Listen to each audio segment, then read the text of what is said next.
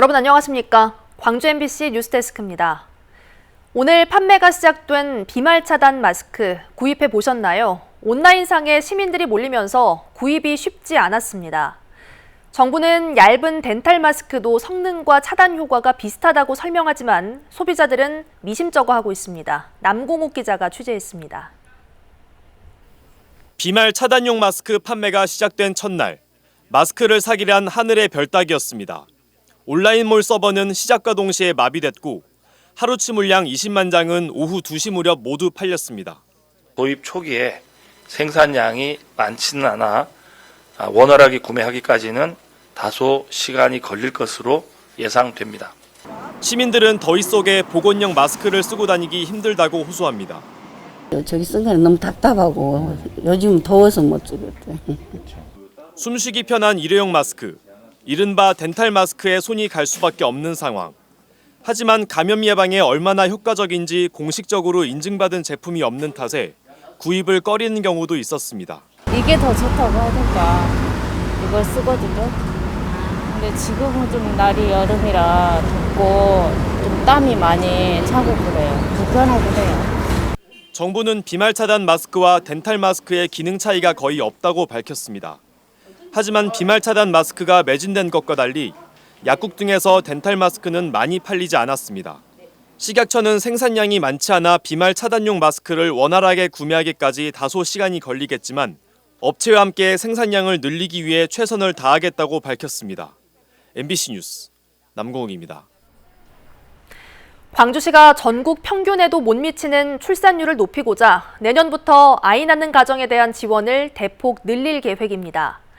출산을 포기하는 젊은 층과 출산 후 양육에 어려움을 겪는 가정에 실질적인 도움이 될지 주목됩니다. 보도에 우종훈 기자입니다. 광주시가 내년부터 아이 낳는 가정에 대한 지원을 대폭 늘립니다.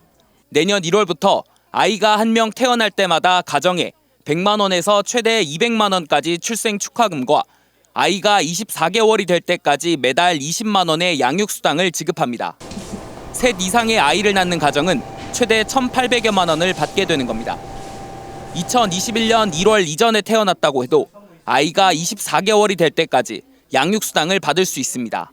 학계 출산율을 보면 우리가 0.87명입니다. 전국 평균 0.9보다도 높고 지난해 0.96명보다도 대신 10만 원 상당 맏업박스와 10에서 최대 60만 원까지 줬던 출생 축하금 등 기존의 지원 정책은 없어집니다. 기존에 지원하던 액수가 적고 정책이 분산돼 있어 출산율을 높이지 못했다는 지적을 따른 겁니다. 이번 정책으로 추가 필요한 시 예산은 450억 원 정도입니다. 중요한 건 출산율을 높이는 데 실질적인 효과가 있을지입니다. 광주시는 출생 양육수당을 지급하는 게 출산율을 높이는 데 기여한다는 연구와 타 지자체 사례를 참고한 만큼 긍정적 영향을 미칠 걸로 기대하고 있습니다. 출산율을 획기적으로 팍 높일 수 있으리라고는 기대를 하지 않습니다만은 그래도 이렇게 출산 수당을 줌으로 해서 다소간 효과가 있을 걸로 생각을 하고요. 전국 평균에도 미치지 못하는 광주의 초저출산 현상이 이번 정책으로 개선될지 지켜봐야겠습니다. MBC 뉴스 우종훈입니다. 광주 지역 여성 청소년에게 생리용품을 지원할 수 있는 조례안이 이번에는 광주시의회에서 처리될지 주목됩니다. 광주시의회 환경복지위원회는 장현주 의원이 대표 발의한 여성 청소년 생리용품 지원 조례안을 심의를 거쳐 통과시켰다고 밝혔습니다. 이 조례안은 광주 지역 만 11세부터 18세까지 모든 여성 청소년에게 생리용품 구매 수당을 지원하도록 하는 내용을 담고 있는데 지난해에는 사회적 합의가 필요하다는 이유로 상임위가 처리를 보류했습니다. 발달장애 청년과 50대 어머니의 극단적인 선택과 관련해 정의당이 위기관리 대책을 마련하라고 요구했습니다. 정의당 광주시당은 제주에서 발달장애 모자 사망 사건이 일어난 지 얼마 지나지 않아 광주에서 비극이 또 발생했다며 발달장애인 가족에 대한 복지 시스템이 그만큼 촘촘하지 않기 때문이라고 지적했습니다. 정의당은 발달장애인 주간활동급여 시간 확대와 장애인 가족 지원체계 구축, 개인별 자립 지원 계획 등을 통해 발달장애인과 부모에게 가중된 부담을 경감할 대안을 마련하라고 광주시에 촉구했습니다.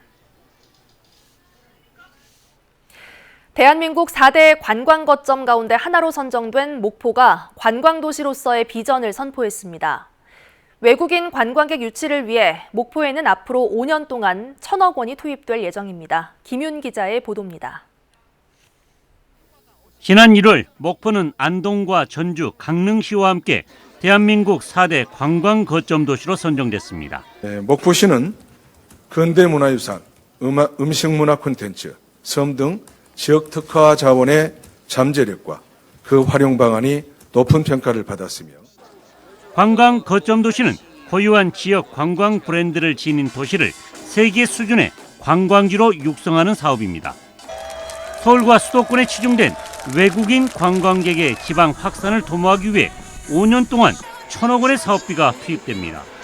목포시는 근대 역사 문화 공간을 세계적인 도보 여행의 메카로 만들고 글로벌 마세 도시를 조성할 예정입니다. 또 평화광장에는 한층 보강된 관광 상품을 추가하고 목포만의 차별화된 섬 자원인 장좌도를 관광 자원으로 개발합니다. 이 같은 전략이 담긴 관광 거점 도시 기본계획 수립은 오는 10월 완료될 예정입니다. 목포시는 관광 거점 도시 실현을 위한 전남 서남권 협력 사업도 본격 추진합니다. 한반도 동쪽에 있는 부산과 함께 우리 목포를 중심으로 하는 서남권 지역이 대한민국 관광의 새로운 한 축으로 발전할 수 있는 계기가 됐다는 의미에서 큰 의미가 있다고 보고요. 근대 역사문화공간 조성 사업과 도시재생 사업, 여기에 관광 거점 도시 조성까지 목포가 대한민국 대표 관광 도시로 화려한 비상을 준비하고 있습니다. MBC 뉴스 김윤입니다. 광주 트라우마센터와 5.18 민주화운동 진상규명조사위원회가 국가폭력 치유 지원 등을 위한 업무 협약을 체결했습니다. 이번 협약은 5.18 진상규명의 마지막 기회라는 점에서 두 기관이 공감대를 형성해 성사됐고 5.18 민주화운동 진상규명과 국가폭력 피해자 등에 대한 심리 지원에 공동으로 나설 계획입니다. 특히 조사 범위에 포함된 사건의 피해자 신고를 독려하고 성폭력 사건의 진상조사 활동 등에 협력할 방침입니다. 광주 여성들이 N번방 퇴출과 가해자 강력 처벌을 촉구하고 나섰습니다. 광주 여성민우회 등 여성단체와 시민 100여 명은 N번방뿐만 아니라 입법 사각지대에 있는 다양한 유형의 온라인 성착취 행위가 여전히 존재한다며 21대 국회는 성착취 문제를 해결해야 한다고 요구했습니다. 이와 함께 5.18 민주광장에서 N번방 퇴출을 상징하는 퍼포먼스와 10여 분간의 침묵 시위도 진행했습니다. 배우자 명의의 업체에 구청 수의 계약을 몰아준 의혹을 받고 있는 광주 북구의원의 사퇴를 촉구하는 목소리가 커지고 있습니다.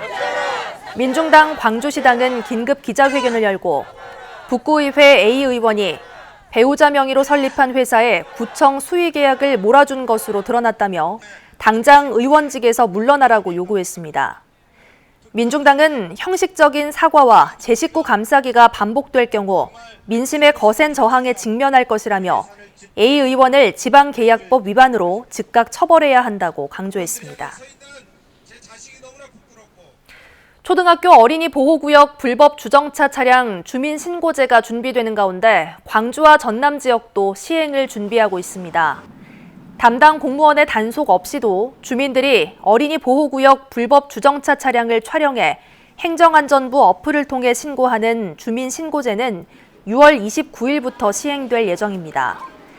광주시는 8일부터 지역의 157개 초등학교 어린이 보호구역에 대한 주민신고제 행정 예고를 거친 뒤 29일부터 시행에 들어간다는 계획입니다. 기아 타이거즈의 김선빈 선수가 1000안타 기록 달성을 기념해 위기가정 아동들을 돕는 데 써달라며 굿네이버스에 1,000만 원을 기부했습니다. 김선빈 선수는 구단을 통해 어린 시절 어려운 환경에서 어렵게 야구를 시작한 만큼 힘든 상황의 어린이들과 기쁨을 함께 누리고 싶었다며 앞으로도 도움이 필요한 아이들과 함께 하겠다고 밝혔습니다. 진드기가 매개체인 중증 열성 혈소판 감소 증후군 환자가 광주 전남에서 올해 처음으로 발생했습니다.